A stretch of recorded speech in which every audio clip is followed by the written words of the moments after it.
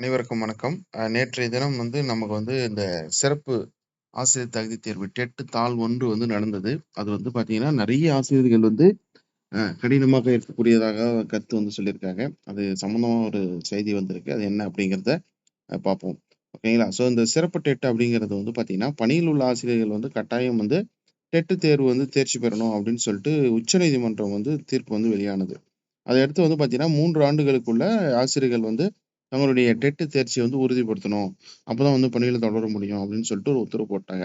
அந்த வகையில 1.7 லட்சம் ஆசிரியர்கள் பார்த்தீங்கன்னா, அரசு உதவி பெறும் பள்ளிகள்ல பணியாற்றக்கூடிய ஆசிரியர்கள் டெட் எழுத வேண்டிய ஒரு சூழல் இருக்கு. அந்த வகையில நேற்றைய தினம் தாள் 1 டெட் பேப்பர் 1 எழுதுனாங்க.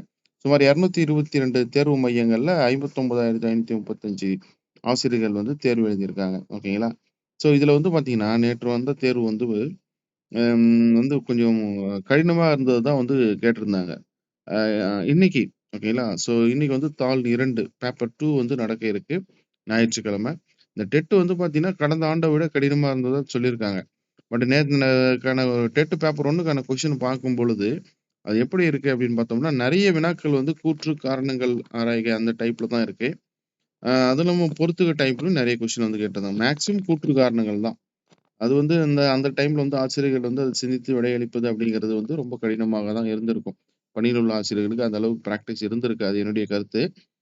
அதுல பார்த்தீங்கன்னா, இந்த கொஸ்டின்ஸ் டைரக்ட்டா ஒரு கொஸ்டின குடுத்துட்டு சிம்பிளா 4 ஆப்ஷன் குடுத்து கேட்டுருக்கிற மாரி கொஸ்டின்ஸ் இருந்தா ஓரளவுக்கு ஈஸியா போட்டுருக்கலாம். பட் எல்லாமே கூற்று காரணம். ஒரு கொஸ்டின படிச்சுட்டு, அதாவது 2 கூற்ற படிச்சுட்டு, அந்த 4 ஆப்ஷன கம்பேர் பண்ணி பார்த்து எழுதுறது சற்று கொஞ்சம் கடினமானது தான். டைம் அதிகமா இழுக்கும்.